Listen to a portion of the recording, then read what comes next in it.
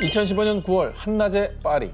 관광객으로 보이는 한 노인이 길을 가던 두 여성에게 다가갔습니다. 아이고 힘들어라. 아이 저기 길 좀 물읍시다. 노인의 물음에 친절하게 대답해준 여성들. 그리고 얼마 뒤. 지갑 갖고 있지? 당장 내놔. 뭐야? 할머니가 강도였어요? 같은 할머니가? 길 물어보더니 강도예요? 자, 그런데 정말 이상한 건요. 피해자들의 반응이었습니다. 지갑이요? 여기 있어요. 현금이 얼마 없잖아. 계좌 비밀번호 뭐야? 비밀번호 1, 2, 3, 4. 여성들은 이 노인과 일면식이 없는 사이인데도 불구하고 노인의 요구대로 순순히 금품을 주고 계좌 비밀번호를 알려주었습니다. 뭐야? 할머니가 혹시 뭐 주술 같은 거 걸었어요? 노인은 지도를 가리키며 길을 묻는 척하면서 여성들이 지도를 보려고 집중하는 그때 여성들의 얼굴에 마약 가루를 물어버린 겁니다. 와, 여기다가 가루를 놨다가? 악랄하다, 악랄해. 이거 영화로 만들면 대박이다. 여성들이 흡입한 건 스코폴라민이라 불리는 마약, 일명 악마의 숨결. 이 스코폴라민은 소량만 흡입해도 강력한 환각작용을 유발, 와, 무능력, 무의식, 무저항 상태가 되는데요. 그래서 피해 여성들은 마치 좀비처럼 본인의 의지대로 행동하지 못하고요. 노예라도 된 듯 노인의 요구사항을 그대로 따랐던 겁니다. 자, 그리고 설사 약 기운이 떨어진다고 해도 자신이 무슨 행동을 했는지 아무런 기억도 하지 못한다고 합니다. 완전 범죄에 특화되어 있는 무섭다. 마약이네. 근데 대낮에 파리 번화가에서 일어난 일이래잖아요. 어디 음침한 데도 아니고. 그렇습니다. 어디 뭐 무서워서 어디 가겠어요? 자, 노인을 포함한 3명의 일당은 이 같은 수법으로 최소 20차례 강도짓을 감행. 자, 또 다른 피해자 중 한 명은 무려 11만 2,500달러, 한화 약 1억 5천만 원을 갈취당하기도 했습니다. 이뿐만 아니라 이 마약, 이 스코필라민의 원산지인 콜롬비아에서는 성폭행, 강제 장기 적출 등 매년 최대 5만 건의 스코필라민 관련 범죄가 발생한다고 합니다. 순식간에 사람을 좀비, 노예로 만드는 무서운 마약, 악마의 숨결. 공포 그 자체인 이 마약은 영화 속에서나 일어나는 허구가 아닌 무섭고 끔찍한 현실이었습니다. 1984년 미국 플로리다주 템파. 17세 소녀 리사 맥베이는 홀로 귀가 중이었습니다. 그런데 소리 지르면 죽여버리겠어요. 조용히 따라와. 맥베이를 납치한 남자. 그리고 납치범은 맥베이를 성폭행하고 고문. 맥베이가 처한 현실은 지옥보다 더욱 끔찍했습니다. 하지만 마지막까지 희망의 끈을 놓지 않았던 맥베이. 아저씨, 우리 아버지가 많이 아프신데 간호할 사람이 저밖에 없어요. 아저씨, 원래 좋은 사람이죠?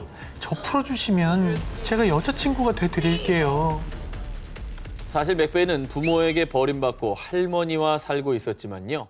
납치범의 동정심을 유발하고 간곡하게 설득했습니다. 그리고 그 결과 맥베이를 다시 풀어준 납치범. 정말 다행히도 맥베이는 납치 26시간 만에 무사히 집으로 돌아올 수 있었습니다. 어우, 정말 다행이네요. 불행 중 다행이네요, 진짜. 마음이 바뀌었나 봐요, 그죠? 일단 설득하는 그게 성공을 한 거네요. 뭐 양심은 남아 있었나 보죠. 그러니까. 과연 그럴까요? 풀려난 맥베이는 경찰에 신고. 그리고 12일 뒤 맥베이를 풀어줬던 그 납치범 바비 조롱이 경찰에 체포됐습니다. 납치범의 정체가 밝혀지자 미 전역의 언론이 대대적으로 보도. 사람들은 충격에 빠졌습니다. 왜요, 왜? 뭐 유명인이에요? 납치범 바비 조롱의 실체. 최악의 살인마. 플로리다 연쇄 살인범 체포. 바로 8개월간 무려 10명을 살해하고 최소 10명을 성폭행한 악마. 연쇄 살인범이었던 겁니다. 정말 호랑이한테 물렸다 살아난 거예요. 진짜. 끔찍해. 우와. 완전 소름이다. 심지어 납치했던 맥베이를 풀어주고 난 뒤 체포되기 전까지 바비 조롱이 살해한 여성들의 시신 2구가 추가로 발견됐습니다. 그 맥베이도 죽기 직전이었네요. 죽기 직전에 기질을 발휘한 거예요. 그러니까 나중에 맥베이 씨가 이걸 알고 얼마나 진짜 가슴을 쓸어내렸을까요, 진짜. 이후에 자록한 연쇄 살인범 바비 졸롱은 사형됐습니다. 부디 맥베이가 영화보다 끔찍한 현실에서 벗어나 상처를 회복했길 바랍니다. 아이고 진짜 저 악몽을 좀 잊으셨으면 좋겠습니다. 정말 다행이지만 저 여자분은 트라우마가 생겼을 거예요. 엄청 생겼지. 네. 엄청 생겼지. 그렇지. 길에서 사람 만날 때보다 얼마나 너무 무섭죠. 네. 이번 소개할 특종의 배경은 미국 시카고의 월드페어 호텔이라는 곳인데요. 유령 호텔 식상합니다.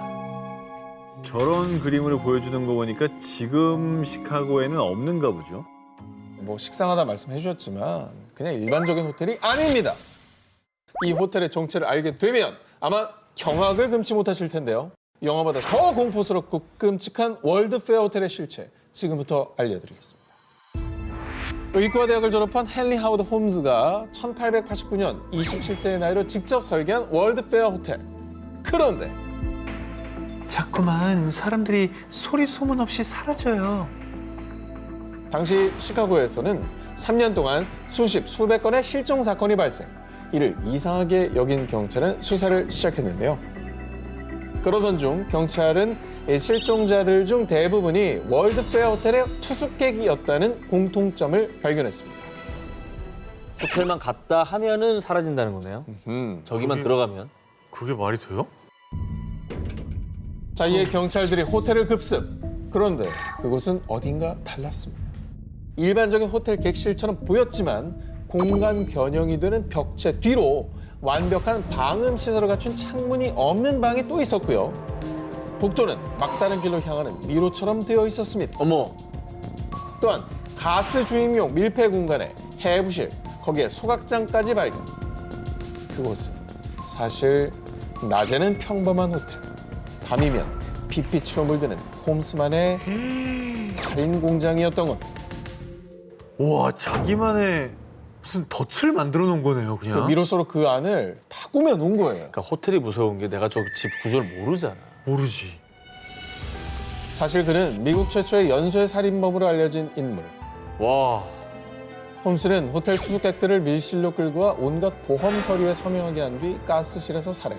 이후 시신은 해부용으로 의과대학에 팔며 이중으로 돈을 벌었는데요. 당시 이 괜찮은 시신 표본을 얻기 어려웠던 의과대학은 단순히 무연고자 시신이라고 생각, 별다른 의문을 제기하지 않았던 겁니다. 와, 이게 진짜 현실이야. 진짜 시나리오 같다. 이게 이거는. 현실이었다고. 이게 현실이었다는 게 정말 끔찍한 거야. 그리고 저희 옛날에 우리 공포 영화에서나 보는 내부가 변경된 구조의 건축물이 실제 하고 있었다는 게 너무 충격적인 거예요. 그렇죠. 결국 홈스는 1896년 살인 혐의로 사형을 선고받았는데요. 그가 자백한 살인 사건만 27건. 하지만 사람들은 수백 건에 달할 것이라고 추정하는데요. 극악무도한 연쇄 살인범에 의해 지어진 살인 공장 월드페어 호텔. 영화보다 잔혹하고 공포스러운 현실 이야기였습니다. 2011년 11월 미국 인디애나주 게리. 새 집으로 이사 온 에먼스 가족은 잔뜩 들떠 있었는데요. 엄마, 이 방은 제가 쓸게요. 엄마, 이번 집은 마당이 있어 너무 좋아요. 그렇게 에먼스는 새 집에서 가족들과 함께할 행복한 미래를 꿈꿨습니다. 그런데 말입니다. 아무도 TV를 켠 적이 없는데 대체 어떻게 된 일이지? 주변에 개 키우는 사람도 없던데 대체 어디서 들리는 소리지? 이뿐이 아닙니다. 갑자기 문이 저절로 닫히는가 하면 소리 없이 열리기도 하고요. 누군가 쉼 없이 노크를 하기도 했는데요. 심지어 탁자 위에 있던 물건이 마치 누가 던지기라도 한 것 마냥 날아가기까지. 오, 폴터가이스트. 일명 폴터가이스트 현상이 일어나는 집. 그 집엔 에먼스의 가족 외에 또 다른 누군가들이 살고 있는 게 분명했습니다. 영화 디 아더스 그 내용이네요. 난 기생충이야. 아, 그건 사람이 하는 거고. 여긴 사람, 저긴 유령. 여긴 유령이고. 전 사람이라 봐요. 정말 유령의 소행일까요? 그 집에 이사 온 뒤부터 에먼스의 가족들은 갑작스레 신장 감염 등 온갖 질병을 앓을 뿐만 아니라요. 악마들이 내 귀에 대고 노래를 속삭였어요. 우리는 크고 검은 괴물도 봤어요. 그것들은 분명히 악마였어요. 내 아이들을 조종했다고요. 이 집은 악마가 들끓는 집이에요. 에먼스의 가족은 이상한 일이 특히 많이 벌어진 곳, 집 지하실을 악마의 기지, 지옥으로 가는 문이라고 불렀습니다. 와, 우리 집이 그렇다면 진짜 끔찍한 거잖아. 악마? 아, 봤대잖아, 검은 걸. 에먼스 가족의 집에 출동한 경찰도 처음엔 가족들이 거짓말하는 거라고 의심했습니다. 계속해서 움직이는 누군가의 그림자와 의문의 목소리, 그리고 집에 묻어난 기름 같은 것을 만졌더니 손가락이 마치 화상 후 물집처럼 하얗게 변해버리는 등 어디가? 오싹하고 소름 돋는 현상들을 마주했고요. 아, 새끼손가락? 당시 촬영한 주택 사진에는 유령의 모습이 찍혀있기까지 했습니다. 아우, 저거 이상하다. 아우, 씨. 마네킹 아니야? 저주 인형 아니야, 저거? 아우, 저기, 너무 선명하게 찍혔는데? 왜 저렇게 시켰지? 결국 에먼스 가족의 집에서 퇴마 의식이 3차례나 진행됐지만 아무 소용없었고요. 결국 에먼스와 가족은 불과 반년 만에 도망치듯 이사를 나와야 했습니다. 악마의 집, 지옥으로 가는 문, 이렇게 불리던 그 집은 얼마 뒤 미국 기현상 리얼리티 쇼의 진행자 잭 바겐스가 구매. 헐. 그 집에서 일어난 실화를 바탕으로 한 영화 촬영을 위해 2016년 비로소 그 주택을 철거했는데요. 그렇게 2018년 개봉된 다큐멘터리 영화에 이어 세계 최대 온라인 동영상 서비스 기업인 넷플릭스 측에서도 에먼스 가족이 살았던 악마의 집 이야기를 영화로 만들 예정, 2022년 현재 촬영 진행 중이라고 합니다. 진짜 영화로 만들어질 현실 속 공포 얘기. 해당 주택은 철거됐지만요. 그렇다면 그 주택에 살았던 악마의 영혼들은 과연 어디로 갔을까요? 2022년 1월 영국 유명 동영상 플랫폼 인플루언서 로사 치카스는요, 호기심에 코골이나 잠꼬대 등 수면 중에 나는 소리를 녹음해주는 앱을 사용해봤습니다. 그런데 며칠 뒤 로사는 극도의 공포심을 느꼈습니다. 뭐예요? 잠꼬대가 아니라 뭐 이상한 소리 녹음됐구나. 그러니까. 보통 이제 이런 것만 녹음이 돼야 되는 거. 아니면 이상한 뭐 말소리를, 귀신 소리, 허허. 요령 뭐 이런 게 뭐 이런 거. 들어가 있을 수도 있죠. 오호. 아니면 자면서 귀신이랑 대화했나? 네. 아닙니다. 앱에 녹음된 끔찍한 소리입니다. 나는 네가 너무 싫어. 네가 죽었으면 좋겠어. 뭐야? 로사를 저주하는 누군가의 목소리가 담겨져 있었던 겁니다. 심지어 정체불명의 그 저주는 녹음을 한 4일 내내 매일같이 녹음됐습니다. 우와, 어우, 소름 끼쳐. 밤마다 잠든 자신에게 저주를 퍼붓는 이가 누군지, 로사는 그 목소리의 정체를 밝히기 위해서 침실에 카메라를 설치했습니다. 그리고 밤새 카메라에 포착된 소름 끼치는 진실. 누가 나오긴 나왔어야 돼. 이게 나와도 무섭고 안 나와도 무서운데? 이거 진짜 무섭죠? 누구야? 뭐야? 아니, 누가 있었던 거잖아.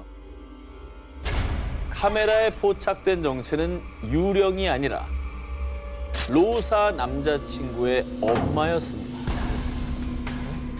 한 집에 살면서 로사를 평소 친절히 잘 챙겨주던 사람이었습니다. 그래서 영상을 확인한 로사는 처음엔 남자친구의 엄마가 물건을 찾기 위해 방에 들어왔다고 생각했는데요. 하지만 남자친구의 엄마는 물건을 찾지 않고 오로지 로사의 앞에 서서 중얼중얼 매일 밤 녹음됐던 그 저주의 말들을 퍼붓던 겁니다. 아니, 왜? 아이고. 진짜 중요한 거는 다음 날 저 사람은 또 친절히 맞이해줬다는 거예요. 잘 잤어? 아이고야. 밥 먹을래? 그리고 밤에는 제발 죽어라, 제발 죽어라, 제발 죽어라, 제발. 계속 주소를 외웠던 거예요. 이거는 진짜 이해 불가다. 이해 불가지. 이해 불가다. 저런 짓을 하는 사람들이 그렇게 이성적으로 행동했을 사람은 아니에요. 저주의 목소리, 그 정체를 알게 된 로사는 해당 영상을 온라인에 올려서 사람들에게 고민 상담을 했습니다. 영상을 본 대부분의 사람들 역시 그 집에서 나오지 않으면 죽어버리라는 저주를 현실로 만들지도 몰라. 위험해, 당장 도망쳐! 라며 로사를 걱정했습니다. 이건 진짜 끔찍하다. 사람이 더 무섭네.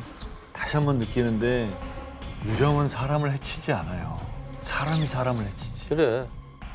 너무 무섭다.